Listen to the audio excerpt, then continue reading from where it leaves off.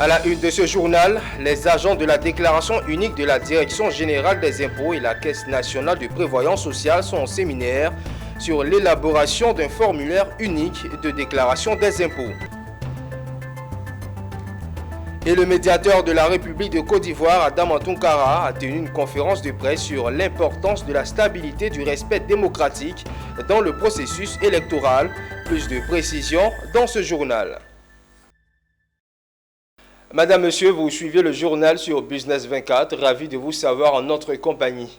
Les agents de la déclaration unique de la Direction générale des impôts et la Caisse nationale de prévoyance sociale sont en séminaire sur l'élaboration des cahiers de charges dans le cadre de la mise en œuvre du formulaire unique de déclaration des impôts sur les traitements et salaires et cotisations sociales. Ce séminaire qui se tient jusqu'au 26 août 2023 permettra la mise en œuvre du formulaire unique intégrant les différents systèmes d'information existants. Le point avec Pierre Tebeu et Ismaël Doza. Face à face, les agents de la Direction générale des impôts DGI et ceux de la Caisse nationale de prévoyance sociale CNPS. Cet atelier se tient entre les deux services en vue de la mise en place d'un formulaire de déclaration unique et de paiement des impôts sur le traitement et salaire ITS et des cotisations sociales CS. La DGI veut dans le cadre de cette politique optimiser le rendement des ITS et des cotisations sociales en vue de la mise en place de ce formulaire qui va faciliter et centraliser toutes les données. Bien sûr, c'est un outil, informatique qui va être déployé dans tous les services. Donc nous allons gagner, en célérité, nous allons gagner, aussi en contrôle, parce que nous allons avoir des bases de données qui pourront nous permettre de faire des recoupements et dans tous les domaines. Nous aurons donc des bases de données de la CENAM, nous aurons les bases de données du FDFP, nous aurons les bases de données de la Caisse nationale et les bases de données de la Direction générale des impôts. Tous ceux qui auront des salaires ou des revenus seront, circonscrits dans ce périmètre. Et nous posons là donc les jalons, n'est-ce pas, d'une nouvelle collaboration entre ces deux administrations qui vont au-delà du formulaire unique, également par la mise en place d'une surveillance, d'une collaboration, n'est-ce pas, étroite sur d'autres sujets, mais également pour une administration moderne, une administration qui travaille en synergie.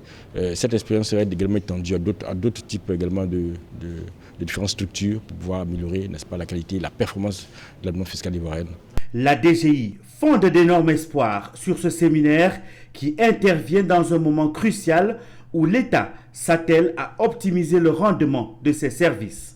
Ce séminaire pour l'élaboration des cahiers de charges de la mise en œuvre du formulaire unique de déclaration des impôts sur le traitement des salaires et les cotisations sociales ouvert ce mercredi à Bassam prendra fin le 31 août prochain.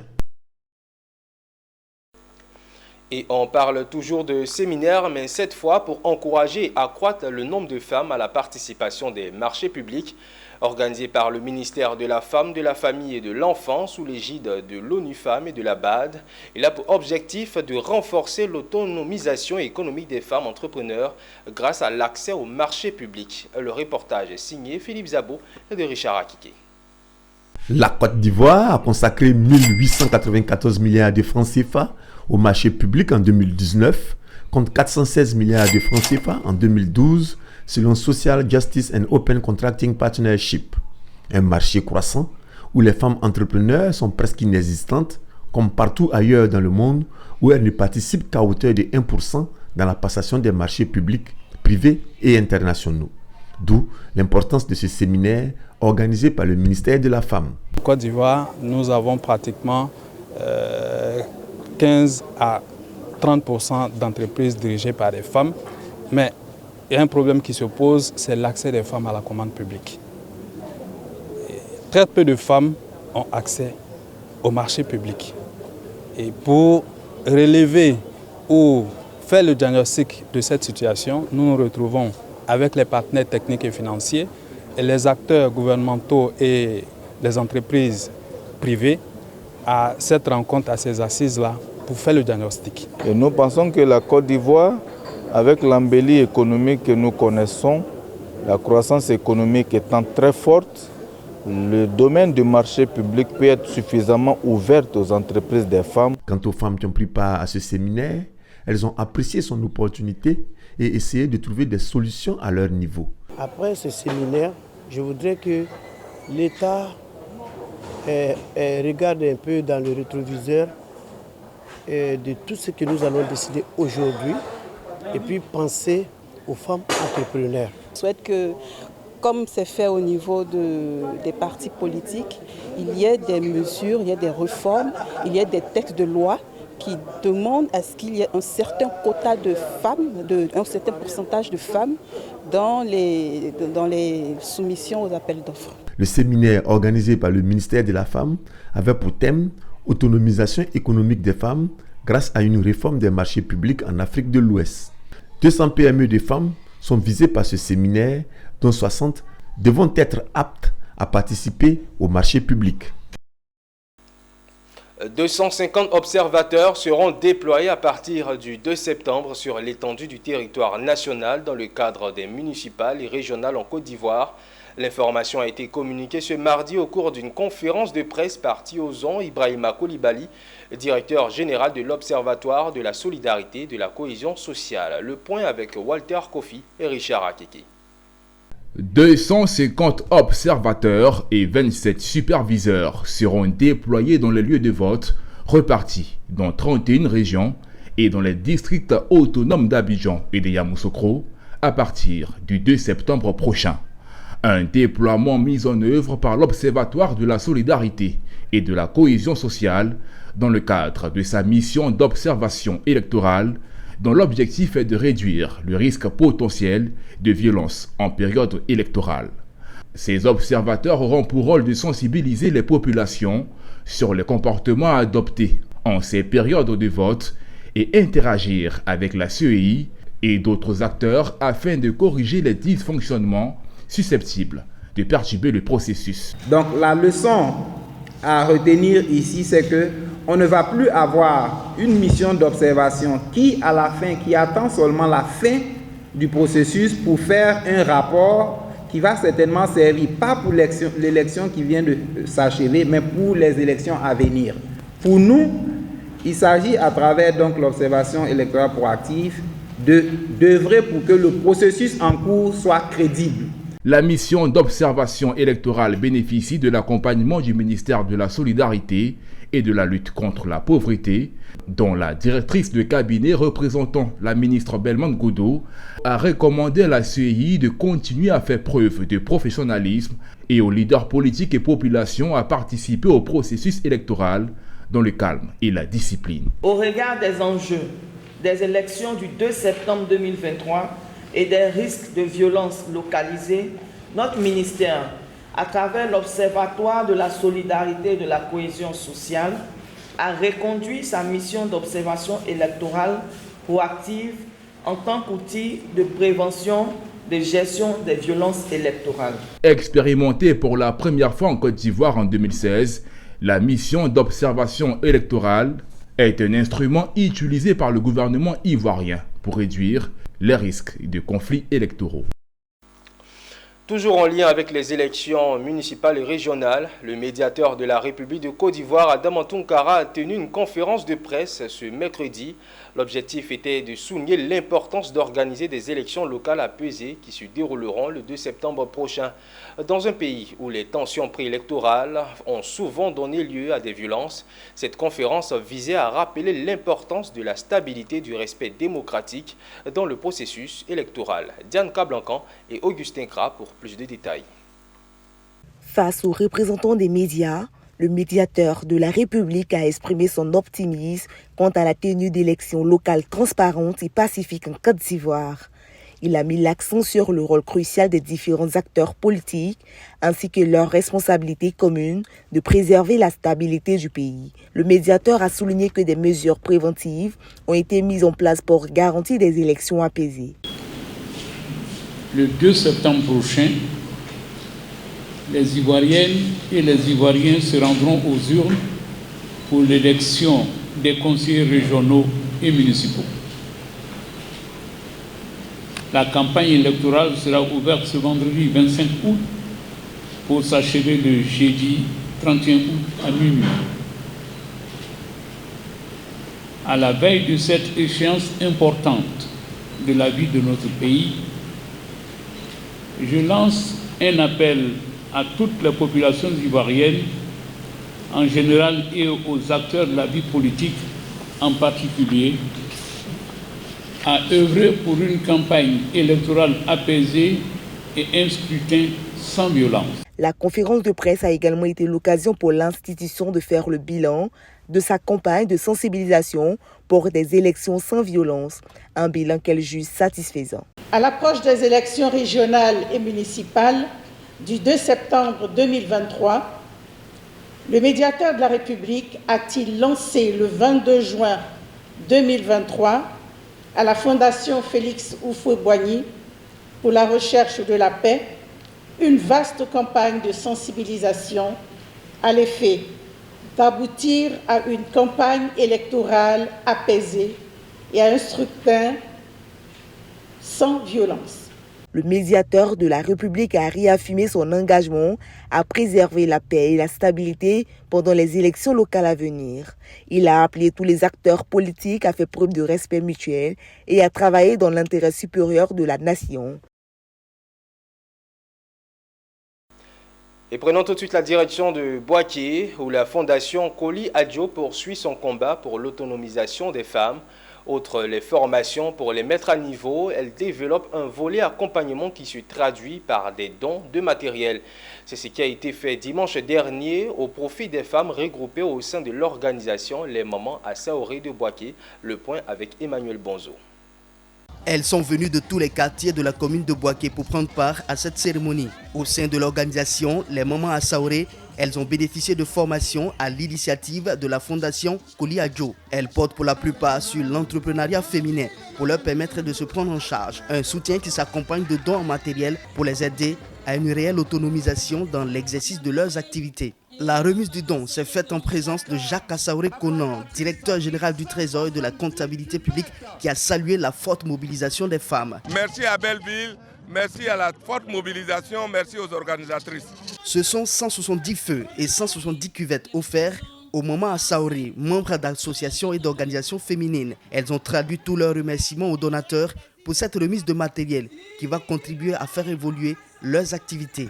Les Mamans à Saoré de Belleville, par ma voix, vous remercie beaucoup car vous êtes toujours à l'écoute de votre population. Nous remercions Dieu de vous avoir parmi nous aujourd'hui. Cela demande de générosité, de considération et d'amabilité. Ces femmes, c'est des femmes déterminées, c'est des femmes de conviction, aujourd'hui engagées vers le chemin du développement. Merci au président de la République. En plus des dons en matériel, les Mamans à Saoré ont reçu également des dons en espèces. Les bénéficiaires ont promis se montrer à la hauteur de la confiance placée en elles et être reconnaissantes le moment venu.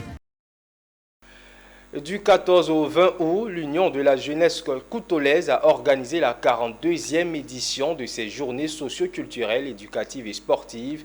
Plusieurs activités ont marqué ces journées placées sous le parrainage du président directeur général de Chiminter. Elles ont permis aux jeunes de Kouto de s'occuper sainement durant ces vacances. Reportage Ouattara Daouda.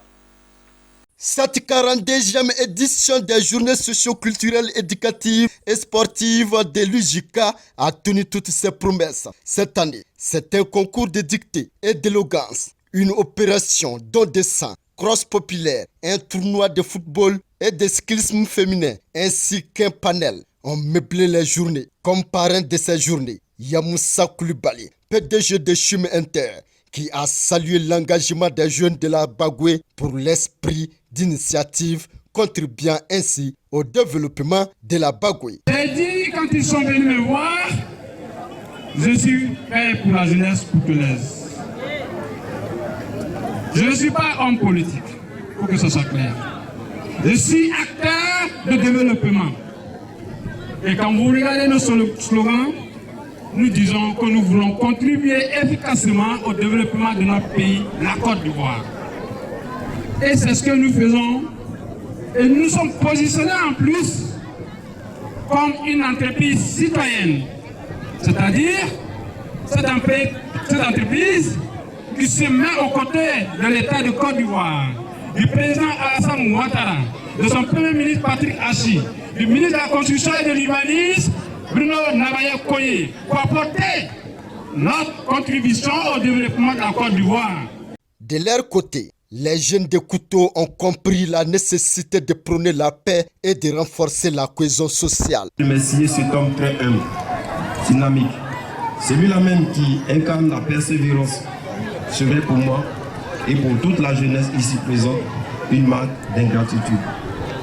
Je veux parler de cet homme qui a mis tous les moyens à notre disposition pour la réalisation de ces activités de dimension socio-culturelle, éducative et sportive.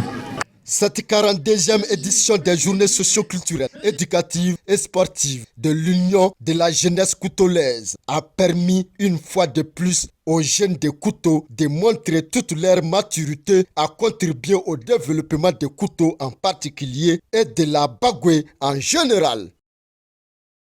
6e du genre, les pèlerins du district autonome du Denguélé, dont 200 au total cette année, ont été célébrés ce samedi à Odiéné.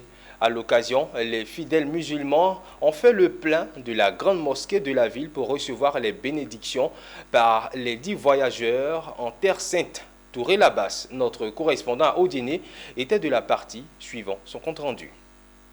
La JMCI, l'Association des jeunes musulmans de Côte d'Ivoire, en collaboration avec le COSIM, ont organisé ce samedi 19 août à Odiéné la 6e édition de la journée d'hommage aux 200 pèlerins du district autonome du Denguélé ayant effectué le Hajj 2023. À l'occasion donc, les fidèles musulmans de la localité ont pris d'assaut la grande mosquée de la ville.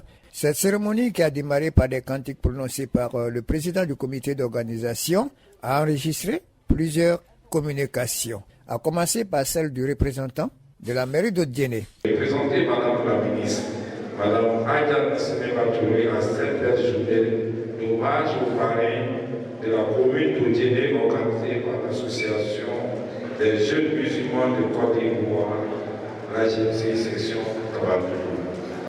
À sa suite, le représentant du préfet des régions, préfet d'Odiéné, a salué à plein poumon cette initiative. Je voudrais rendre hommage au président de la République, son Excellence M. Alassane Ouattara, qui ne ménage aucun effort pour faciliter le déplacement des pèlerins ivoiriens en Arabie Saoudite. Parrain de cette cérémonie, Touré Adama, président de la coordination des gares routières, a exprimé toute sa satisfaction et remercié les guides religieux qui ont profité de l'aubaine pour dire des prières en faveur de la paix en Côte d'Ivoire. C'est tout un honneur, en tant que musulman d'abord, de pouvoir recevoir près de 200 pèlerins, les bénédictions de près de 200 pèlerins. Et vraiment, ça, c'était une grâce de Dieu. Et nous ne pouvons qu'accepter cela avec joie, sachant très bien que seul Dieu peut faire le bonheur de ses créatures. Au terme de la cérémonie, des parchemins ont été délivrés aux 200 pèlerins ayant effectué cette année le voyage en Terre Sainte. Rendons-nous à présent dans l'est de la Côte d'Ivoire, dans la région du Moronou, précisément dans la commune d'Ara, où une double cérémonie a mobilisé les populations le week-end dernier. La radio communale d'Ara a été officiellement inaugurée par le ministre des Sports, Paulin-Claude Dao. Elle est désormais disponible sur la fréquence 89.5. Le ministre Dao Paulin, à l'occasion de la CAN 2023, a installé le comité local de soutien aux éléphants dans la commune d'Ara. Le commentaire de Zeynab Dosso. Ne dit-on pas que celui qui détient l'information et sait l'analyser a le pouvoir? La joie des populations de la commune d'Ara, dans l'est de la Côte d'Ivoire, est donc justifiée. L'équipe municipale a inauguré récemment la radio communale d'Ara.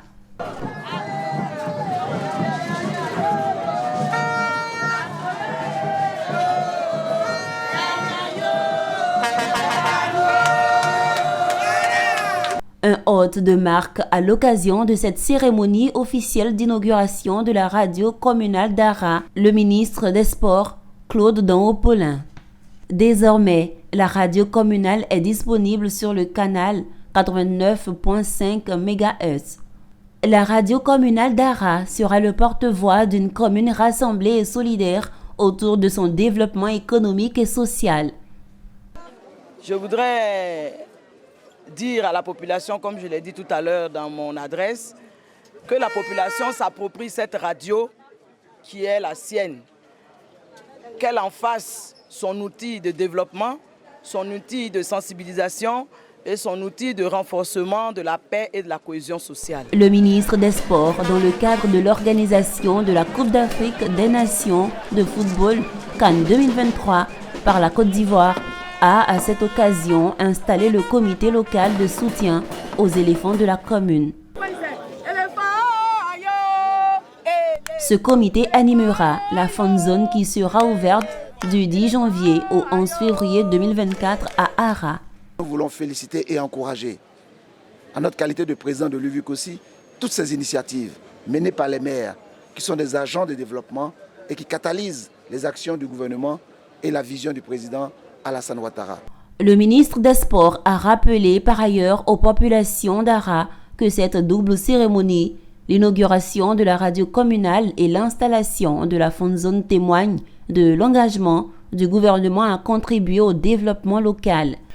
Et voilà pour l'essentiel de l'actualité de ce jour proposé par l'ensemble de la rédaction. Merci de votre attention. Le programme se poursuit sur Business 24, la chaîne au cœur de l'information économique.